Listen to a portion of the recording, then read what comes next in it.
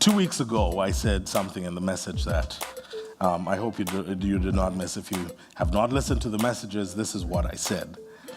I said that an important growth step for any congregation is to understand exactly who their leader is, or what his or her limitations are. I just need to do one quick thing. There we go.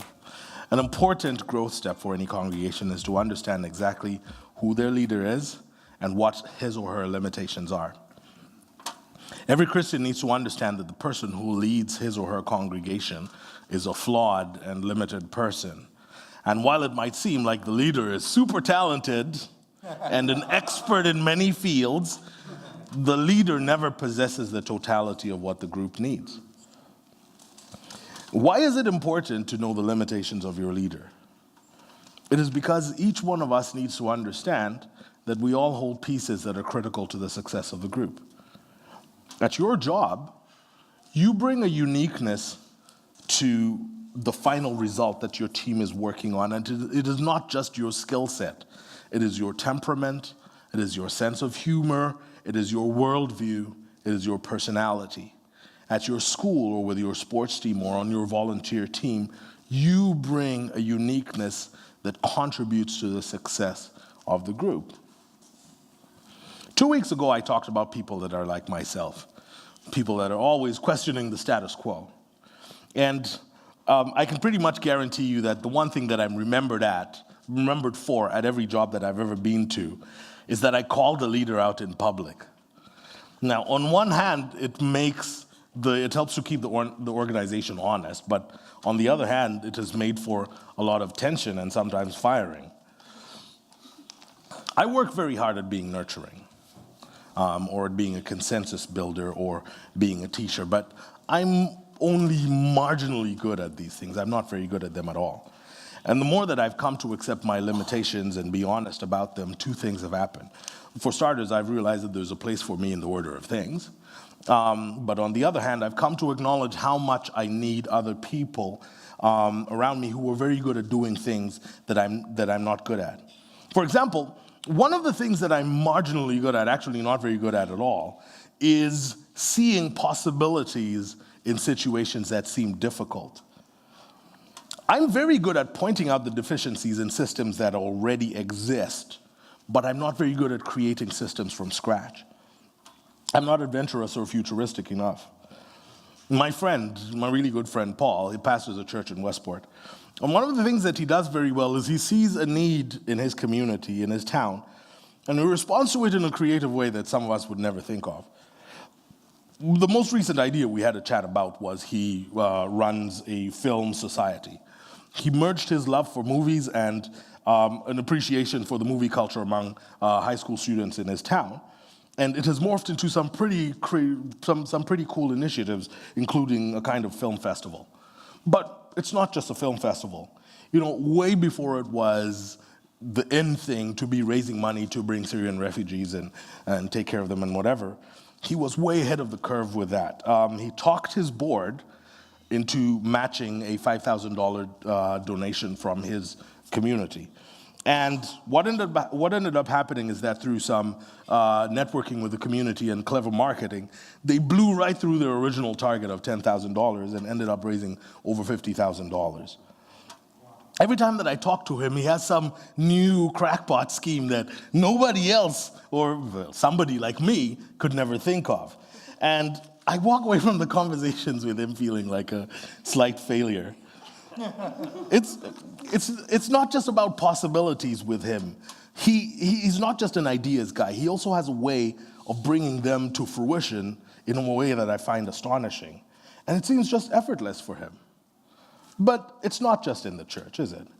You know, all over the world we see these kinds of people. We see moms who start multi-million-dollar businesses in their homes by simply creating a product that nobody else has thought of.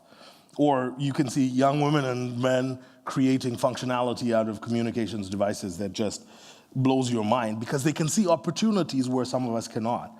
You'll find teachers and educators that are some of the most under-resourced professionals finding some unique, mind-bending solutions to educating kids. And even in a city like ours that is dominated by government thinking, You will still find people that are navigating the system and getting results against all bureaucratic odds because they can see opportunities where most of us would see obstacles. I'm fascinated by such people. I do not possess their imagination or their fearlessness. I actually envy such people. A character of much fascination to me in the Bible is Paul, because Paul was able to see possibilities where most of his cohorts saw obstacles. And as the church started to grow after Jesus' departure, there were people like Paul and Barnabas and Peter who helped to break the church out of the Jews into the Gentiles. But even though Peter and Barnabas were courageous in their efforts to bring the gospel to the Gentiles, there were times when they faltered in their convictions. Paul, on the other hand, he never lost sight of these opportunities, and as a result, he was able to take the gospel further than any of the original followers of Christ, even though he was a later convert. He would get up and move to a city and live among the people there, and during his time with them, he'd engage with the people and create a group of converts to Christ, and those group of converts would become a self-sustaining church. Now, it may not seem like a big deal until you look at congregations anywhere in the world these days. If a pastor resigns or moves on, or if a church planter moves on, it rocks the congregation because the group was propped up by the sheer force of the personality of the leader. But unlike modern day churches, the communities that Paul planted continued to thrive even after he left, and even after he was killed in Rome, the communities that he established continued to thrive without him. There's a story in the book of Acts. We've actually, for some reason, never talked about it here at Pivot. I think it's a really cool story. It's typical Paul. He was in Athens, and in the story, he sees possibilities in a situation that some of us wouldn't have. Let's read it together. Acts 17. The longer Paul waited in Athens for Silas and Timothy, the angrier he got. All those idols. The city was a junkyard of idols. He discussed it with the Jews and other like-minded people at their meeting place, and every day he went out on the streets and talked with anyone who happened along. He got to know some of the Epicurean and Stoic intellectuals pretty well through these conversations. Some of them dismissed him with sarcasm. What an airhead. But others, listening to him go on about Jesus and the resurrection, were intrigued. That's a new slant on the gods. Tell us more. These people got together and asked him to make a public presentation over at the Areopagus where things were a little bit quieter. They said, "This one is a new one on us. We've never heard anything quite like it. Where did you come up with this anyway? Explain it so we can understand." Downtown Athens was a place for gossip. There were always people hanging around, natives and tourists alike, waiting for the latest tidbit on most anything. So Paul took his stand in the open space at the Areopagus and laid it out for them. "It is plain to see that you Athenians take your religion seriously. When I arrived here the other day, I was fascinated with all the shrines I came across. And then I found one inscribed to the god nobody knows. I'm here to introduce you to this god so you can worship intelligently, know who you're dealing with." Verse 24. "The God who made the world and everything in it, this master of sky and land, doesn't live in custom-made shrines or need the human race to run errands for him as if he couldn't take care of himself. He makes the creatures and the creatures don't make him. Starting from scratch, he made the entire human race and made the earth hospitable with plenty of time and space for living so we could seek after God and not just grope around in the dark, but actually find him. He doesn't play hide and seek with us. He's not remote. He's near. We live and move in him, can't get away from him. One of your poets said it well. We're the God created. Well, if we're the God created, doesn't it make a lot of sense? No, it doesn't make a lot of sense to think we could hire a sculptor to chisel a god out of stone for us, does it? We live in a day and age that bears some similarity to this story. Athens was the capital of Greece and was full of intellectuals that were dismissive to Paul's ideas. It sounds like Ottawa, doesn't it? We are the capital, and we're full of a lot of people that are dismissive of religious ideas.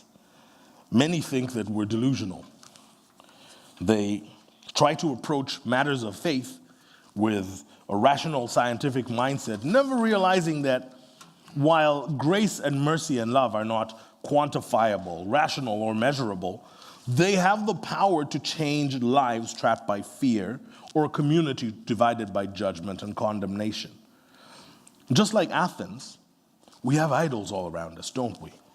Both human, literal human idols and ideas or concepts like materialism or individualism or socialism or capitalism. Like the Athenians, we live in a junkyard of idols. And the fact of the matter is that people who call themselves followers of Christ are under siege by these idols. And as a result, you'll find that many congregations and pastors and leaders have adopted a hunkering down mentality. We see the social winds of change and the emergence of duality and postmodernism, and it scares the crap out of us, and we retreat to our conclaves and lash out at the society changing around us. In fact, if you look at the early church, some of their leaders tended to have a hunkering down mentality. But Paul did not hunker down. He walked right into an environment that would intimidate most people and engaged with the conversation. Instead of being offended when they dismissed him as an airhead, he took the opportunity to explain himself when the chance came up. And he used an illustration that appropriated something they were aware of, a shrine to an unknown God. He took an artifact of popular culture and used it to tell a compelling new story. If you read the stories about Paul, you'll find that this is not an isolated incident. And the Bible has a word that it uses to describe people like Paul. It calls them apostles. Apostles are the kind of people that see possibilities where others of us cannot. They have an entrepreneurial spirit. And the reason for this is at their core, apostles relish adventure, and they are futuristic to a fault. But more than just seeing possibilities, because all of us can make suggestions about what things could be better, apostles have the ability to create a culture or a prototype, and then infuse that thinking into the minds and hearts of people that can continue the work that they started.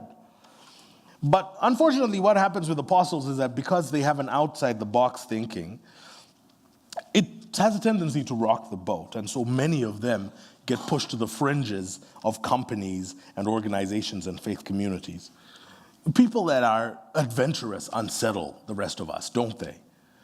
It happened with Paul. In fact, Paul was never really one of the insiders of that original group of followers of Christ. He was never considered to be an insider, which is why he planted churches hundreds and hundreds of miles away, thousands in some cases. You know, the Japanese have a saying that goes, "The nail that sticks out gets hammered down." Many of our schools and associations and companies have this thinking, don't they? If you stand out, you get hammered. If you think outside the box, you get hammered down. And this is especially true in our government town, isn't it?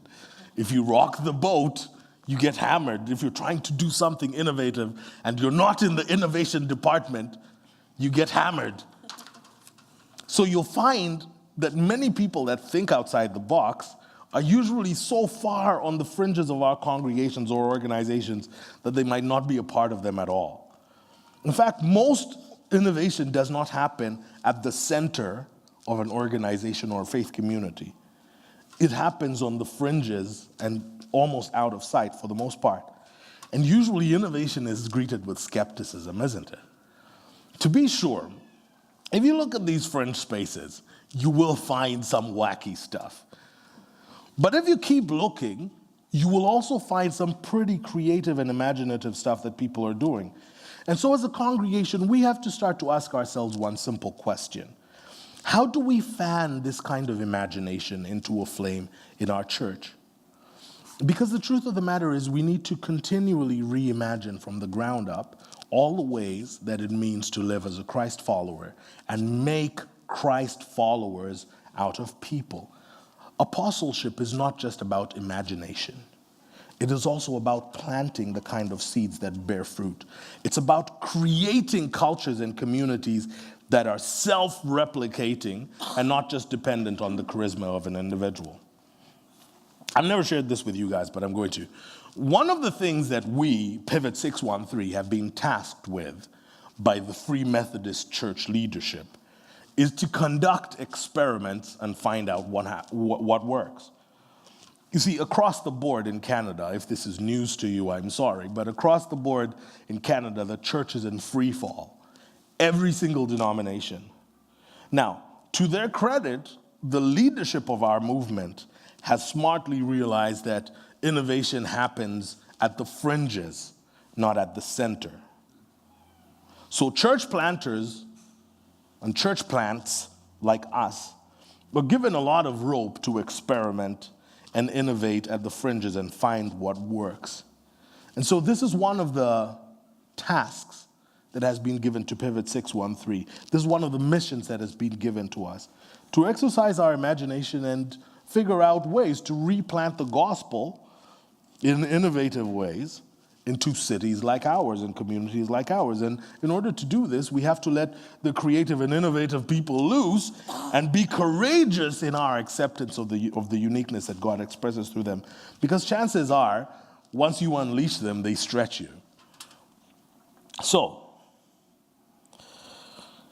I think that some of you listening to me are apostles. Some of you listening to me online are apostles. And all too often we talk about the gifts of pastor and prophet and evangelist and apostle in the singular context of leadership. But I think that this is wrong. In fact, I'm persuaded that all of these gifts get expressed in every congregation, from the leaders all the way down to the children, because that's the way God works. We are the body of Christ, and each part of the body serves a different function. People like me, prophets, are there to make sure that we remain faithful. Other people, namely apostles, are there to make sure that we imaginatively break new ground with people that do not know Christ, and we build up self-replicating followers of Christ. So yes, some of you listening are apostles. You can see possibilities where some of us cannot. You are adventurous and futuristic. You are brimming with ideas, and you can help us figure out how to make them work. Now, it might very well be that because of your experiences or your employment, you've taken your gift and you've packed it away. But today I'd like to reactivate it in you, if you would hear me. Because the role that you play is an important role in every aspect of your life, and God has designed you that way. I want you to know that Pivot 613 is the best church for you to find this gift and to fan it into flame, because here's the thing, Pivot 613 is not going to reach its full potential with just prophets. We're going to need apostles as well. And if, as I've been speaking, you've kind of started to see yourself in my description, I'm happy for you. Because God is going to bear witness in his gifting in you if you step off the sidelines and wholeheartedly engage with what we're doing. I cannot promise you that it will be easy, because we cannot see with the same eyes that you do. I certainly can't. But I can promise you this. I will try as hard as I can to allow you to stretch us and contribute towards our growth and direction. If you are an apostle, you are a missing piece, because I am not one. I cannot do what you can do. I can only try. My creative thinking is limited. My innovation only happens as a result of refinement and not imagination. So I'm calling on you out-of-the-box thinkers. I'm calling on you adventurous and futuristic people to come to the table. Pivot 613 needs you to step up and give more than what is convenient. Our vision is so cool. It is to help people create different futures for their lives through grace and mercy and love. See, so many people, families, communities, companies, even congregations are trapped by fear and judgment, and their stories could be remarkably different if they were infused with the love and grace and mercy of Christ. And if we're to see this amazing work happen, We need your imagination and innovation to make this a reality. We need you to give more than what is convenient. So step up and bring your missing piece to the table and watch God work through you in ways that you could have not imagined. Ephesians 4, turn that page over. You were all called to travel on the same road and in the same direction, so stay together both outwardly and inwardly. You have one master, one faith, one baptism, one God and Father over all, who rules over all, works through all, and is present in all. Everything you are and think and do is permeated with oneness. But that doesn't mean you should all look and speak and act the same. Out of the generosity of Christ, each of us is given his own gift. The text for this is, he climbed the highest mountain, he captured the enemy and seized he handed it all out in gifts to the people.